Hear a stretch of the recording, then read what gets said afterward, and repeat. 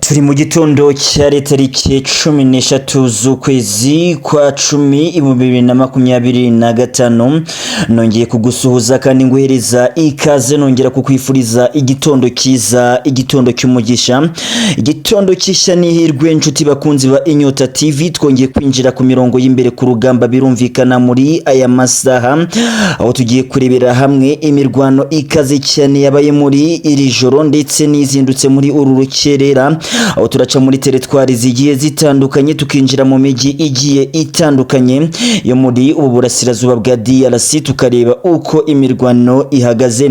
Nguhereje ikaze muri iyi ncamake tugiye ko tugenda twinjiramo, maze kandi ngusaba ngo uze kunyemerera tuze kubana no mu makuru yacu ku buryo burambuye, uze kuba ugenda usobanukirwa byinshi bigiye bitandukanye. Ndaza kuba ngenda nkubwira muri iyi nkuru, aho tugiye guhera ahanga rwose ku ngabo za Wazalendo zishyigikiwe na DRC, aho muri iki gitondo zigaruriye uduce tumwe na tumwe, zigaruriye imidugudu igiye itandukanye yahangaha muri Sud Kivu. Ibi turabyinjiramo turebe uko ibintu bigiye byifashe, ese iyo midugudu bigaruriye ni yihe?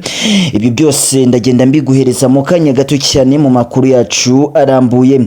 Ariko kandi FDNB mu mujyi wa Uvira ikoze ibitangaza bidasanzwe, aho yimuye amadubo ya mama 23 ku bintu bidasanzwe cyane, igize gucya rwose ikabirukanka na kibuno mpamaguru. Ariko kandi ibintu byakomeye, ibi ngibi ndaje nabyo tugende tuginjiramo gatano kuri kagenzi kako. Ni nako ku rundi ruhande mu mujyi wa Nzibira inyeshyamba zongeye kugerageza kwinjira muri uyu mujyi ku buryo bukomeye cyane ahangaha.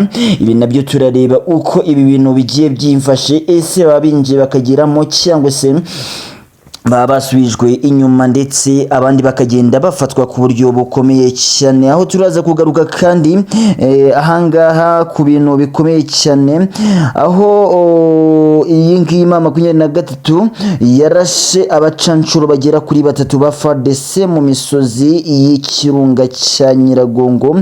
Ahangaha rwose ibintu naho ntabwo bimeze neza, aho aba bacancuro bivugwa yuko barimo kugerageza gushaka inzira ishobora kuberekeza mu mujyi wa Goma. Ibi nabyo ndaje ngende mbiguhereza gatano kuri kagenzi kako. Reka nguhereze ikaze muri aya makuru yacu ku buryo burambuye, maze unyemerere tugende tuyasesanura, ugende ubasha kubumva byinshi bigiye bitandukanye utari wabashije kuba ugenda usobanukirwa gatano kuri kagenzi kako. Twihuse rero tudatinze, ingabo za Wazalendo zishyigikiwe na DRC, igihugu cya DRC rwose kigaruriye zaje kuba zigenda zigarurira imidugudu myinshi cyane yo muri Sud Kivu. Birumvikana aha ni mu gihe cy'amasaha 4 gusa.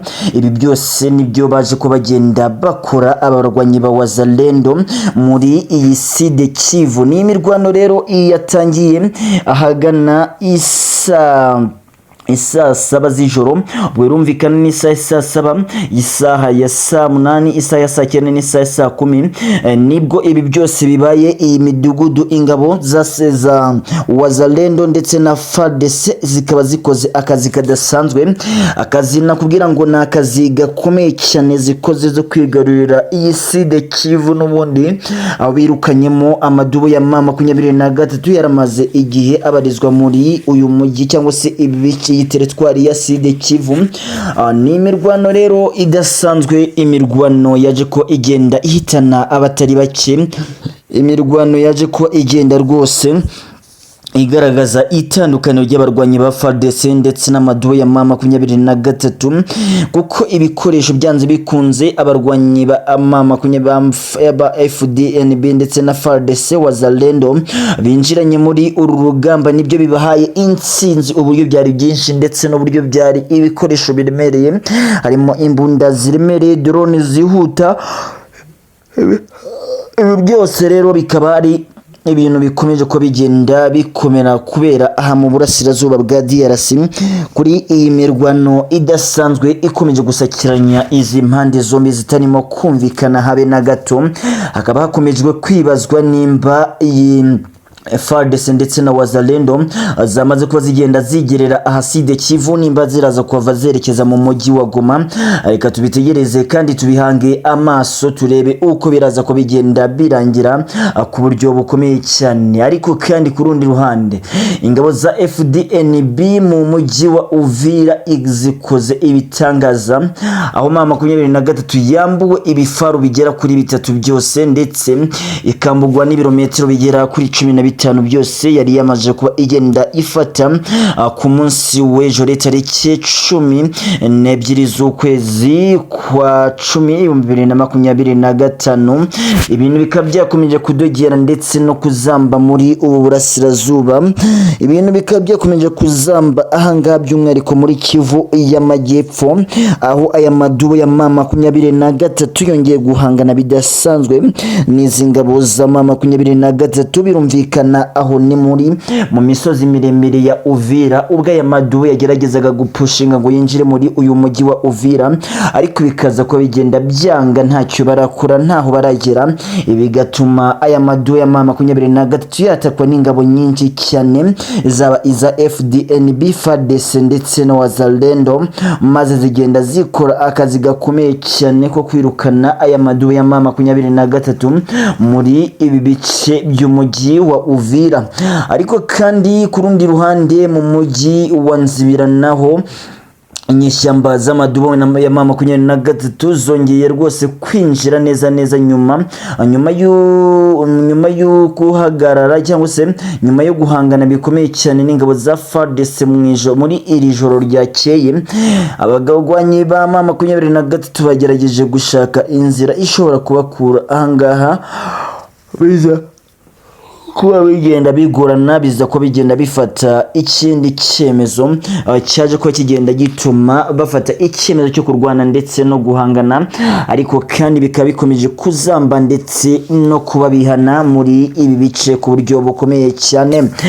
Ni nako kandi ku rusaku rw'imbunda ziremereye rwongeye kwa rugenda rwumvikana ahanga mu bice bya Rubero aho Wazalendo ndetse na FDNB zongeye rwose guhangana bikomeye cyane n'ingabo zatwirwaneho ndetse n'abarwanyi ba Reditabara bari bamaze kubagenda binjira muri ibi bice.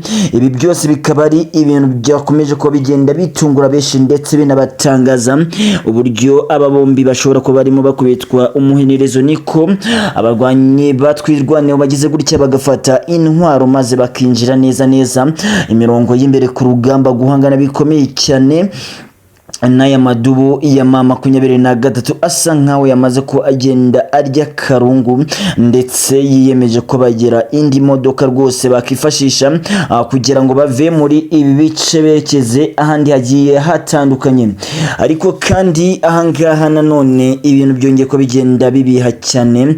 Ahangaha rwose abarwanyi ba M23 baje ko bagenda barasa abarwanyi bagera kuri 3 ba FARDC, abacancuro bagera kuri 3 n'ubundi ba FARDC mu misozi y'ibirunga ahanga bya Nyiragongo. Uko ibintu byari bimeze rero, uko ibintu byari byakomeye, abangaba bageragezaga gupushinga bashaka inzira ishobora kubinjiza mu mujyi wa Goma. Ibyo ngibyo ntabwo byari bikomeje ko bigenda bisa nkaho bibafasheho. Ariko kandi kuri patrouille idatinze abarwanyi ba M23 yarimo kuzenguruka muri ibyo bice nibwo haje kubagenda hafatwa izi matekwa zigera kuri 3 z'abarwanyi zo kubarwanyi bo ku ruhande rwa FARDC. Ariko kandi bikaba byaje ko bigenda birangira aba bombi nta numwe ugiye ari muzima kuko abarwanyi ba M23 bari bamaze kubifatamo icyemezo ndetse no kubyemeza bamaze kurakara ku buryo bukomeye cyane. Nta kintu na kimwe wakora kugira ngo ubahagarike ku buryo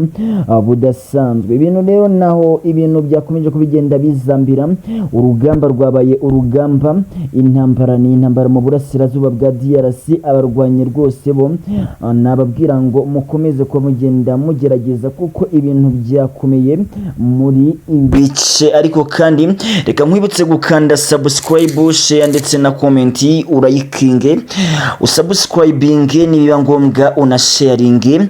Kandi reka ngushimire wowe wakomeje kuba ugenda utwereka urukundo ukurikira inkuru zacu ukanda subscribe, share ndetse na comment. Ariko ikintu kimfasha kikanyemeza yuko nibura waje kuba ugenda udufollowinga cyangwa se udukandira sabone, nuko tubona ubutumwa bwawe. Icyo twagusaba nuko watwandikira muri comment, tukagenda tumenya byinshi bigiye bitandukanye, maze natwe kubagezaho amakuru meza kandi yizewe yo ku mirongo y'imbere ku rugamba. Natwe turi update kugira ngo tugende tuyabahereza agatano kuri kagenzi kako, nkubwira ngo ciao ciao.